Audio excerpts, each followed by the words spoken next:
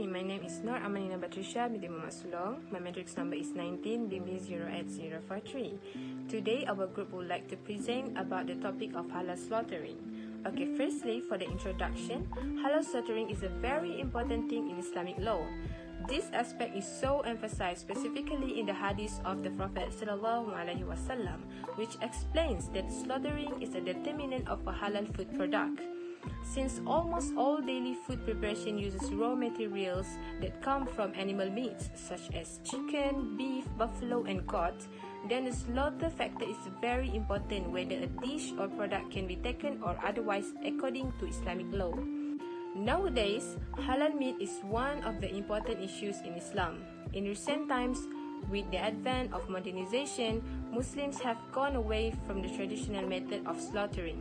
This has now caused much confusion with differing opinions as to what is considered halal meat. General Quranic guidance dictates that all foods are halal except those that are specifically mentioned as haram. All food must be taken halal because, according to the Al-Quran, in Surah Al-Baqarah verses 172, "O you who believe, eat of the good things which we have prepared for you, and be grateful to Allah, if indeed He is the one you worship."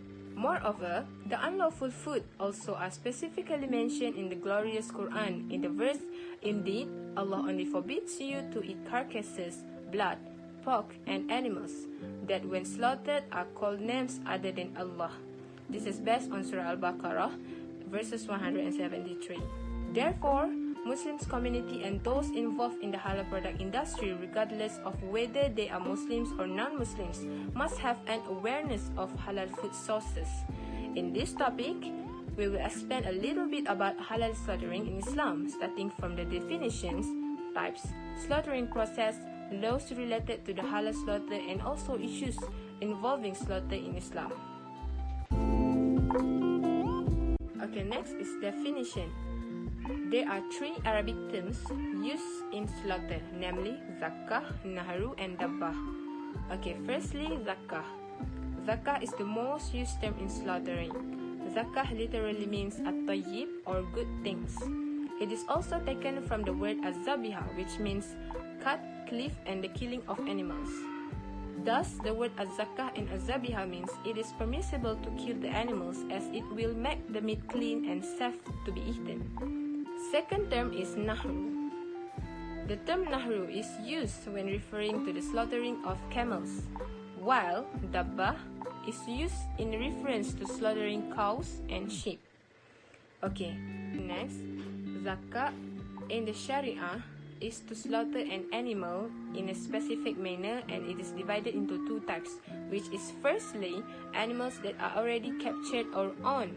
The way to slaughter it is through the jugular vein, for example, animals like cattle and poultry. Secondly, animals that are not yet captured and they are hunted, such as deer and birds. Once they are captured and try to escape, they get stuck in a well. Then it can be slaughtered after they are captured. Okay, for example, an animal like a tiger, which is a predator, hunting an animal like a deer, which is a prey. And then it is injured, which is stuck in a well when it is trying to run away from the tiger. Then it is permissible for us to kill or slaughter the deer when it is injured.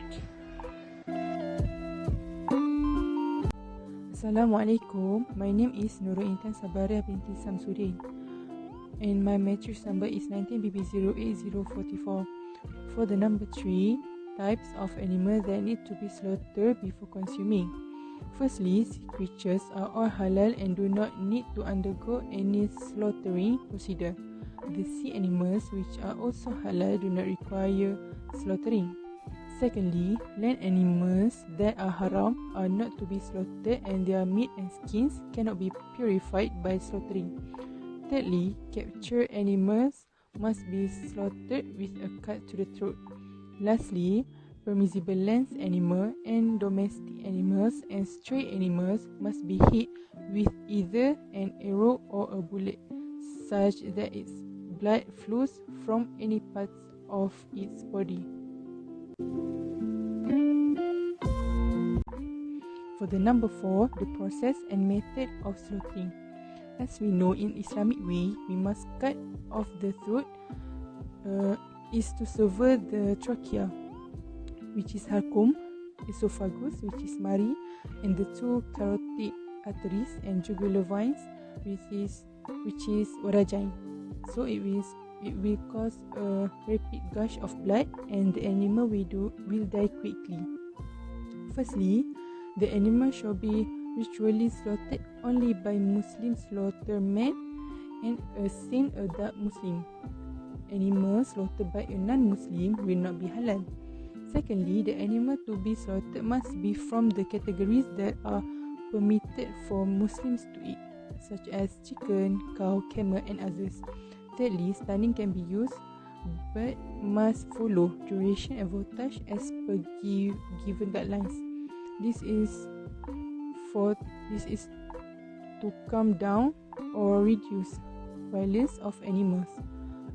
Stunning through a device with a non-penetrating round head will not kill the animal, and it is permitted. Next, the animal must be slaughtered by the use of a sharp knife. The knife must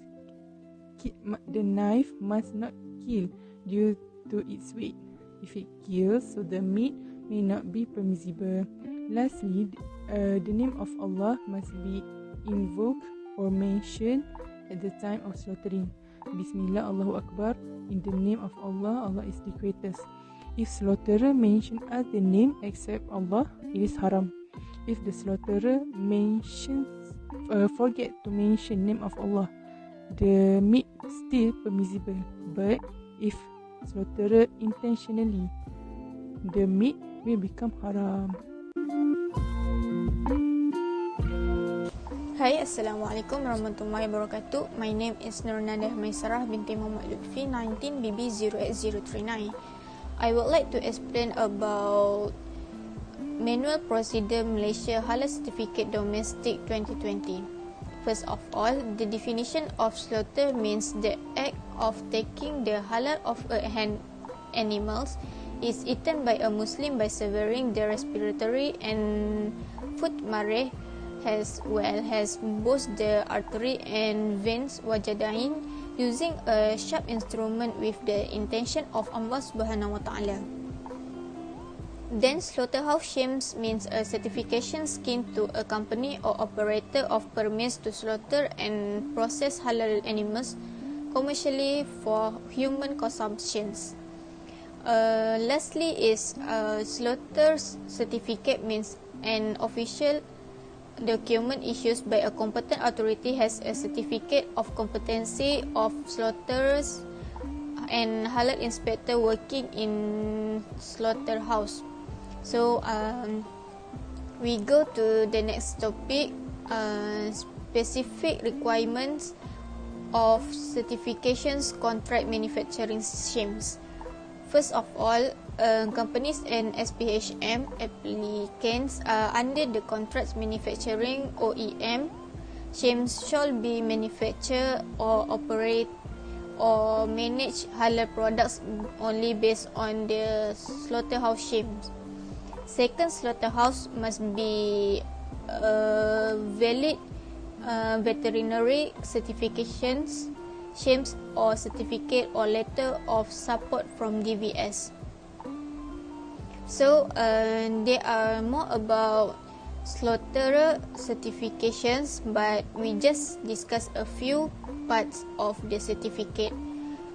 Slaughterer certificate is the slaughterer shall be displayed or shown if requested by the competent authority. The slaughterer certificate must not be modified, amended, transferred, misused, or allowed by others to misuse the slaughterer certificate. There are many differences between MPPHM 2014 and 2020, but we just discussed a few from all the part. And first is in the 2014, the source of imports animal-based raw materials must be ensured from a plant approved by JAKIM and DVS. And in 2020, the materials sourced from animals and derived from imports animal products such as beef, poultry, gelatin, and so on, and shall be processed from slaughterhouse or processing plant approved by DVS. So the secondly is for 2014, the basic of reference MS 1500/2009 Halal Foods Production, Preparation, Handling and Storage general guideline they use for second revisions, and for 2020 they use second and third revisions. Okay, then we talk about serious inconsistency. In 2014, the technical relate inconsistencies stunning of animal not according to set standard. Then in 2020, inconsistencies related to processing imperfectly slaughtered animals or not dying properly has halal certificate products. So that's all from me. Thank you. Assalamualaikum. Assalamualaikum and good morning to my lecturer and fellow friends. My name is Wardatul Husna binti Ramli, metric number 19BB08026. So today I will present about laws relating to halal slaughtering, which is Malaysian Halal Standard, and issues in halal slaughtering. So I will start with Malaysian Halal Standard. Okay, first, the definition of slaughtering. According to Sharia law, the act of slaughtering cuts the trachea, esophagus, and both the carotid artery and jugular vein to accelerate bleeding and death of animals. So clearly, this definition was developed to compromise and adapt the definition by all sects. Second, slaughtering process. So here, slaughtering process shall take into account animal welfare in accordance with Sharia law. The following requirements shall also be complied with requirements of slaughtering. First is slaughtering shall be performed only by a practicing Muslim who is mentally sound, baligh, fully understand the fundamental rules and conditions related to the slaughter of animals in Islam. The slaughterman shall have a certificate for halal slaughter issued by a competent authority. Next, the act of slaughtering shall be done with niyah. Niyah is intention in the name of Allah and not for other purpose. The slaughterman is well aware of his action. Next, the animal to be slaughtered has to be an animal that is halal, like cow, buffalo, chicken. And next, the animal to be slaughtered shall be alive or deemed to be alive at the time of slaughter. Next, animals to be slaughtered shall be healthy and have been approved by the competent authority. Next is tasmiyah has to be invoked immediately before slaughtering. Next, the slaughtering is recommended to be performed while facing the Qiblah. And next, slaughtering lines, tools and utensils shall be dedicated for halal slaughter only. Next, slaughtering knife or blade should be sharp and free from blood and other impurities. Next, slaughtering should be done by once. The sawing action of the slaughtering is permitted as long as the slaughtering knife or blade is not lifted off the animal during the slaughtering. Next, bones, nails, and teeth should not be used as slaughtering tools.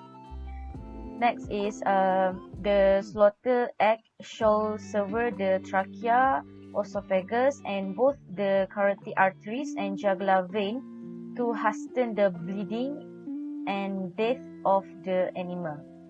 The bleeding should be spontaneous and complete.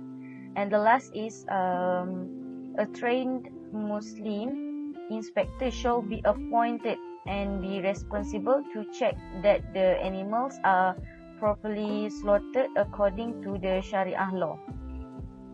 So here basically we have to follow the requirements of slaughtering that state in Malaysian standard.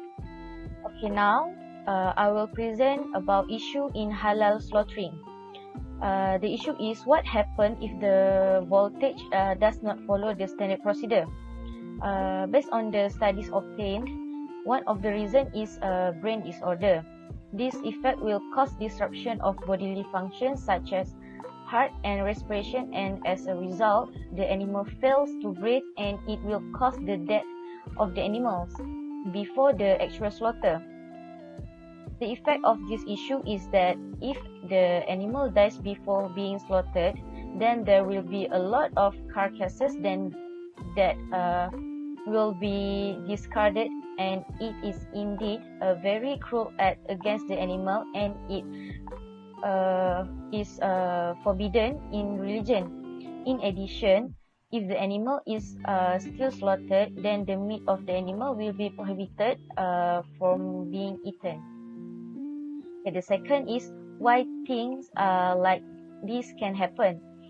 So this can happen because of the lack of concern in performing the task handed over by the slaughter.